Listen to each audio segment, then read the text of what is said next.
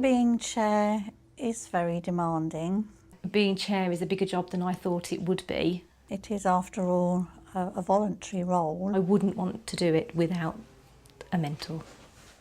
Both Jane Strong, a new chair of governors, and Gill Maddocks, an experienced chair, are benefiting from mentoring support.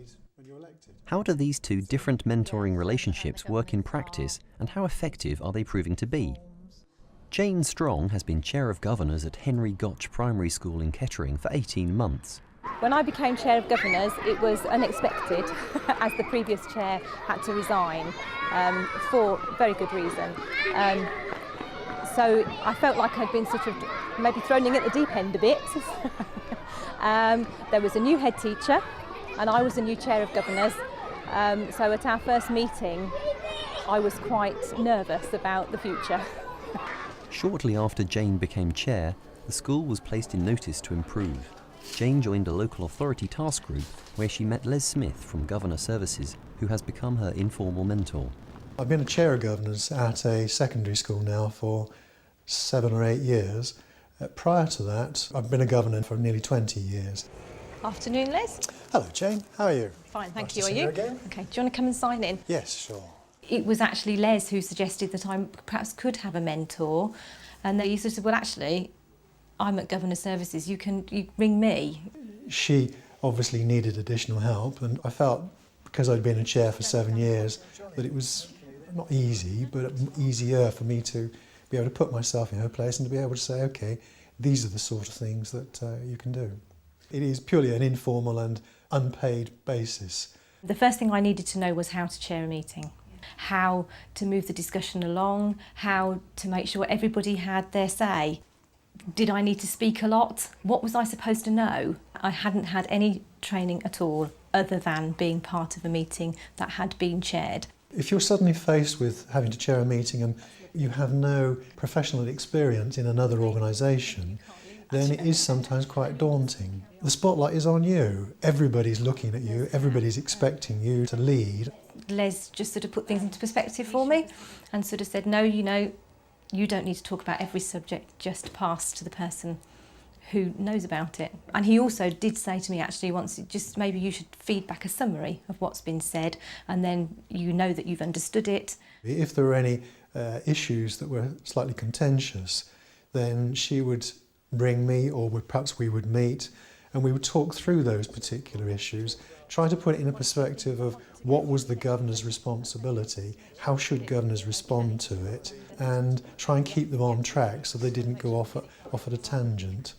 Les doesn't attend governing body meetings, though it's something he's offered to do. Jane does, however, run through the meeting agendas with him. The election tonight is the first thing on the agenda. Oh yes, because it's the start of the new year, isn't it? Yeah. I was wondering, because there's some new governors and Anne is the new head teacher, is it okay if I do the welcome? Yeah, then you hand it over to the clerk to carry out the election of the chair. One of the questions that often gets asked is, should the chair leave the room during the course of the election?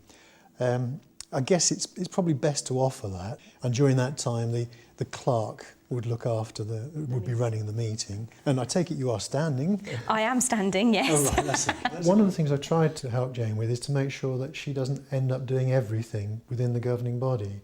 So we've talked about the issue of delegation and about involving other governors. We talked about the community governor vacancies. Yes, we did, didn't we? Yeah, Yes. and you suggested that I should ask somebody to help out with writing that letter. Yeah. I did. And one of the governors took the parent governor election letter away with them. Okay. And yeah. they have come up with this. And I just wondered if you would mind having a quick look at that. To see. The fact that Les has been a chair of governors is very useful.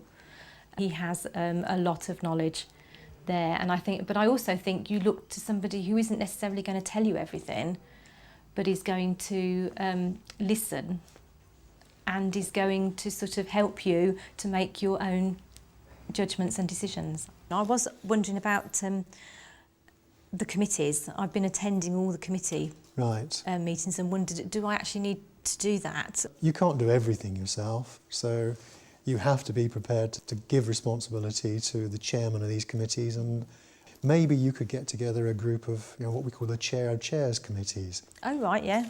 There is no set pattern to when and how often Les and I get in contact with each other. It is literally as and when. We're almost at the point where Jane probably would not require my help or mentoring assistance at all from now onwards. I think I'm more confident now. I feel less fazed by chairing meetings. I feel I'm more prepared. The first thing we need to do is to elect the chair and the vice chair.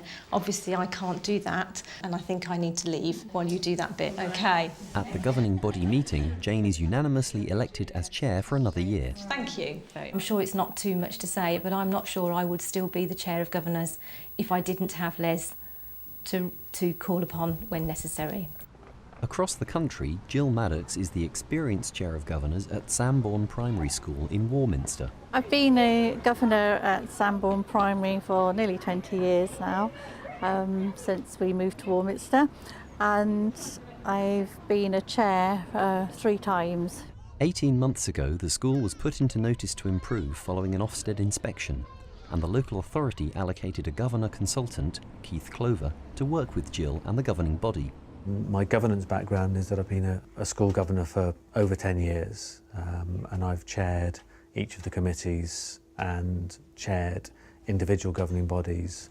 The relationship between Keith and Gill, unlike that between Les and Jane, is a formal arrangement. Keith and I meet probably, on average, it's once before every full governing body meeting. We do email each other and we do have telephone conversations. I think that Jill's problems were the fact that she had a very clear idea of where she felt the governing body should be heading. And I think that the governing body's difficulty was accepting that there needed to be significant change. And I think that between the two of us and the governing body, we've recognised that. So how are you? How are things going at the school? Yes, we've had a good start to the term. Mm-hmm. Good. All the staff are back and had a good break. A major change that Keith and Gill have worked on together is the way the committees are structured. When I became involved with the school, there were 5 or 6 different committees, which was putting a lot of pressure on certainly the head teacher and the senior management team to attend committees, and also to Gill in her role. I work very closely with a lot of schools who use a 2-1-1 committee basis. This is a rationalised committee structure with 2 subcommittees and a strategic management group, as well as the full governing body. Keith was able to explain at the full governing body meetings how it worked in practice because he had experience of that himself. He'd also seen it at other governing bodies. I found that to be really supportive because it wasn't just me with an idea trying to encourage the governors. Part of my role is to bring ideas in, to offer suggestions, but never to say to the school, this is the way you do it. I felt it was important that our governors made the final decision so that they've ownership of their structure. I think the atmosphere at the last full governing body meeting was very positive. So I think they are up for the change, they're looking forward to it and are going to meet it in a constructive way. So.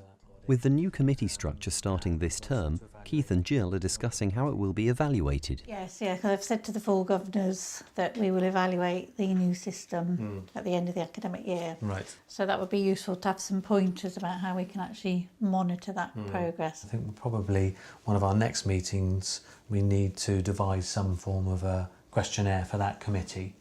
And that will then build up over the year. I think that'll give us some really good evidence of how it's working, and it would also give the senior leadership team within the school an opportunity to say how they feel that the structure's going. Unlike Les, Keith does attend governing body meetings. I always sit on full governing bodies to support the chair, and it depends on the needs of the school whether I attend their finance committee or their curriculum committee. Being a governor on a governing body is a very isolated role. Keith has that breadth of experience of other governing bodies as well as his own. Another area that we probably need to make sure that we monitor and keep a good eye on is the subject governor monitoring. So how's that going? Before Keith arrived, the governors had decided that monitoring needed reviewing. We had various systems in place, link governors, governor of the month, and for various reasons we didn't think it was being effective. That's it. Brilliant. Thank you, Vinny. Stay there. This Year 5 science class is being observed by the link governor.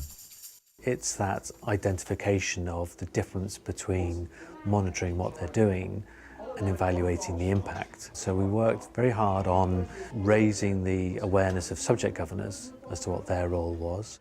We keep a critical eye on what the teacher gets across to the children, if they keep in with the curriculum, if the children are enjoying what they're doing, if they're learning. We've decided as a governing body that we are going to keep link governors for mostly the core subjects and have governors linked to certain areas of the self-evaluation form, which is obviously a key driver for Ofsted and the school.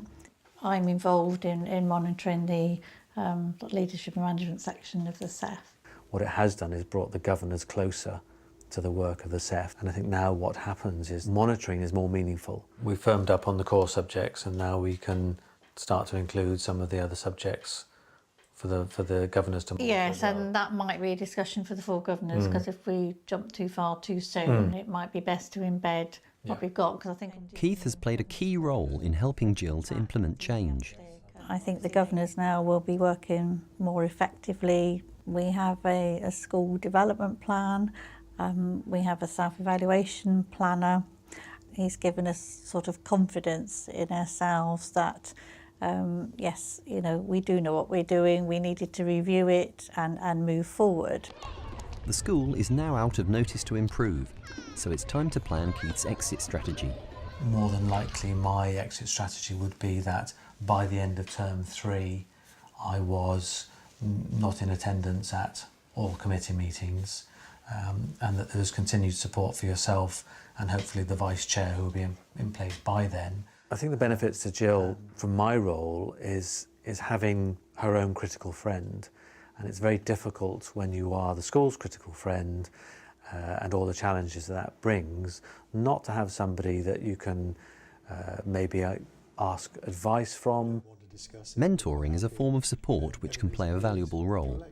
The National Governors Association is encouraging local authorities and local governors associations to set up mentoring schemes. I've been able to share ideas that I might have had myself and sort of test them out on him. I think that to offer chairs a mentor countrywide or nationwide would be a very good model to take forward. I think having a mentor can increase your confidence, give you that support, bring ideas and that wealth of experience. If new chairs of governors were offered a mentor, I think probably 9 times out of 10 they'd go for it. There are mentoring roles as far as head teachers are concerned, and those are much more formal. I suspect it could be over a period of time that the chair's mentoring will become more of a formal arrangement as well.